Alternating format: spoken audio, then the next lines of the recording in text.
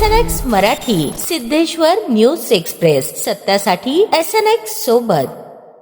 प्रभाग क्रमांक 9 मधील महालक्ष्मी मंदिर, WIT कॉलेज ते अक्कलकोट रोडवरील शांती चौक हा मार्ग वाहतुकीच्या दृष्टीने अत्यंत गजबजलेला असून या मार्गावर वाहनांचा वाढता वेग नागरिकांसाठी धोकादायक ठरत होता. वारंवार घडणाऱ्या अपघातांच्या पार्श्वभूमीवर अखेर या ठिकाणी स्पीड ब्रेकर बसवण्यात आले असून नागरिक आणि विद्यार्थ्यांनी समाधान व्यक्त केले आहे.